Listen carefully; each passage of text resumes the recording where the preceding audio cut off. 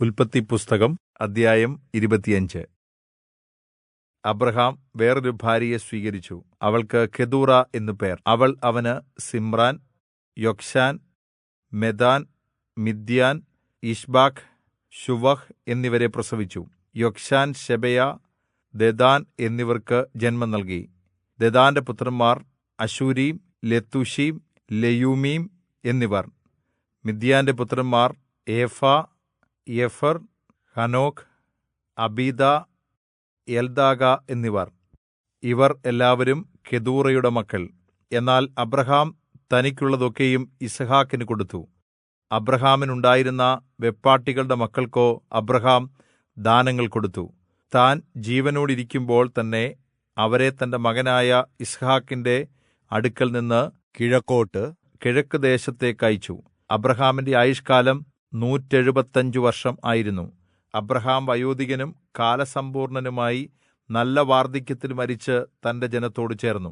അവന്റെ പുത്രന്മാരായ യിസ്ഹാക്കും യിശ്മായേലും കൂടി മമ്രേക്കരികെ സോഹരിന്റെ മകനായ എഫ്രോൻ എന്ന ഹിത്യന്റെ നിലത്ത് മക്പേലാ ഗുഹയിൽ അവനെ അടക്കം ചെയ്തു. അബ്രാഹാം ഹിത്യരോട് വിലയ്ക്കു വാങ്ങിയ നിലത്ത് തന്നെ അവിടെ അബ്രാഹാമിനെയും അവന്റെ ഭാര്യയായ സാറായെയും അടക്കം ചെയ്തു.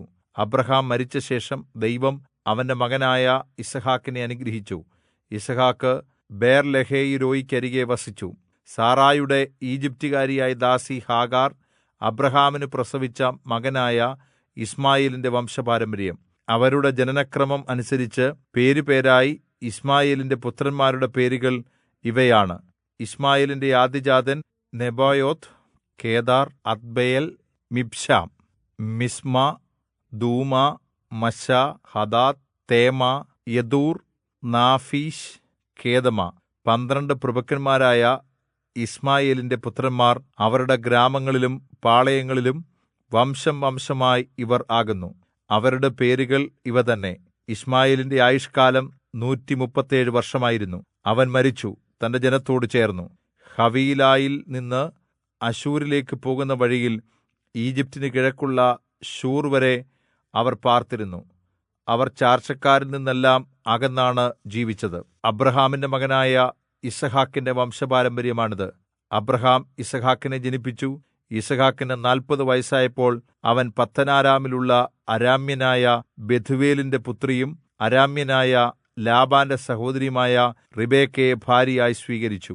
തന്റെ ഭാര്യ മച്ചിയായിരുന്നതുകൊണ്ട് യിസ്ഹാക്ക് അവൾക്ക് വേണ്ടി യഹോവയോട് പ്രാർത്ഥിച്ചു. യഹോവ അവന്റെ പ്രാർത്ഥന കേട്ടു. അവന്റെ ഭാര്യ റിബെക്ക ഗർഭം ധരിച്ചു. അവളുടെ ഉള്ളിൽ ശിശുക്കൾ തമ്മിൽ തിക്കിയപ്പോൾ അവൾ, ഇങ്ങനെയായാൽ ഞാൻ എങ്ങനെ ജീവിക്കും എന്നു പറഞ്ഞ് യഹോവയോട് ചോദിക്കുവാൻ പോയി. യഹോവ അവളോട്, 2 വംശങ്ങൾ നിന്റെ ഉദരത്തിൽ ഉണ്ട്. 2 വംശങ്ങൾ നിന്റെ ഉദരത്തിൽ നിന്ന് തന്നെ പിരിയും. ഒരു വംശം മറ്റേ വംശത്തിലും ശക്തിപ്പെടും. മൂത്തവൻ ഇളയവനെ സേവിക്കും എന്ന് അരുളിച്ചെയ്തു. അവൾക്ക് പ്രസവകാലം തികഞ്ഞപ്പോൾ ഇരട്ടക്കുട്ടികൾ അവളുടെ ഗർഭത്തിൽ ഉണ്ടായിരുന്നു. ഒന്നാമത്തവൻ ചുവന്നവനായി പുറത്തുവന്നു. ശരീരം മുഴുവനും രോമം കൊണ്ടുള്ള വസ്ത്രം പോലെ ആയിരുന്നു. അവർ അവന് ഏശാവ് എന്ന് പേരിട്ടു. പിന്നെ അവന്റെ സഹോദരൻ പുറത്തുവന്നു. അവന്റെ കൈ ഏശാവിന്റെ കുതികാൽ പിടിച്ചിരുന്നു. അവന് യാക്കോബ് എന്ന് പേരിട്ടു. അവൾ അവരെ പ്രസവിച്ചപ്പോൾ യിസ്ഹാക്കിന് 60 വയസ്സായിരുന്നു. കുട്ടികൾ വളർന്നു. ഏശാവ് വേട്ടയിൽ സമർത്ഥനും കാനനസഞ്ചാരിയും യാക്കോബ് ശാന്തശീലനും കൂടാരവാസിയും ആയിരുന്നു. ഏശാവിന്റെ വേട്ടയിറച്ചിയിൽ രുചി പിടിച്ചിരുന്നതുകൊണ്ട് യിസ്ഹാക്ക് അവനെ സ്നേഹിച്ചു.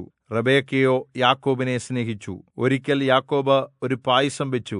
ഏശാവ് വെളിമ്പ്രദേശത്തുനിന്ന് വന്നു. അവൻ വളരെ ക്ഷീണിതനായിരുന്നു.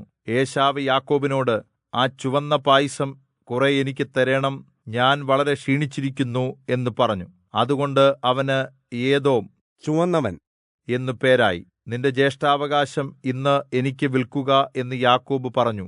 അതിന് ഏശാവ്, ഞാൻ മരിക്കേണ്ടി വരുമല്ലോ, ഈ ജ്യേഷ്ഠാവകാശം എനിക്ക് എന്തിന് എന്ന് പറഞ്ഞു. ഇന്ന് എന്നോട് സത്യം ചെയ്യുക എന്ന് യാക്കോബ് പറഞ്ഞു. അവൻ അവനോട് സത്യം ചെയ്തു. തന്റെ ജ്യേഷ്ഠാവകാശം യാക്കോബിന് വിറ്റു. യാക്കോബ് ഏശാവിന് അപ്പവും പയറുകൊണ്ടുള്ള പായസവും കൊടുത്തു. അവൻ ഭക്ഷിച്ചു പാനം ചെയ്ത് എഴുന്നേറ്റ് പോയി. ഇങ്ങനെ ഏശാവ് ജ്യേഷ്ഠാവകാശത്തെ അലക്ഷ്യമാക്കിക്കളഞ്ഞു.